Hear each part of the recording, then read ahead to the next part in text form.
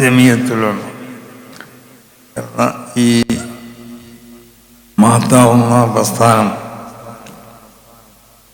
അത് വിശുദ്ധ ദീനിന്റെ സംരക്ഷണത്തിന് വേണ്ടി മഹാന്മാരാവുന്ന അള്ളാഹുവിൻ്റെ ഒലിയാക്കന്മാരാവുന്ന പണ്ഡിതന്മാരും സാദാത്തുകളും സ്ഥാപിച്ച ഒരു സംഘടന. ഈ സംഘടനക്ക് ഇത്ര കൊല്ലത്തെ അവധിയൊന്നുമില്ല. അത് ആലോചിച്ചിട്ട് പറഞ്ഞതുപോലെ 100 വർഷം കഴിഞ്ഞാൽ പിന്നെ ഇതൊക്കെ നശിച്ചുപോയി വേറെ രൂപത്തിൽ വരുന്നു. അപ്പം അതിനൊന്നും ആരും ബോധ്യമാക്കണ്ട. ഇത് ഈ സ്വഭാവത്തിൽ തന്നെ വിശുദ്ധ ദീൻ ഇവിടെ നിലനിൽക്കേണ്ട കാലത്തോളം ഈ സംഘടന ഇവിടെ നിലനിൽക്കും. ആ നിലക്ക് സ്ഥാപിക്കപ്പെട്ടൊരു സംഘടന.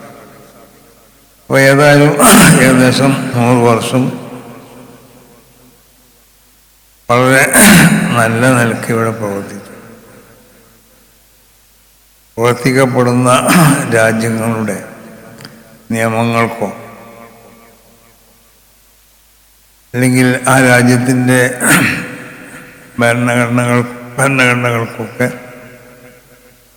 ഇതില്ലാത്ത നിലക്ക്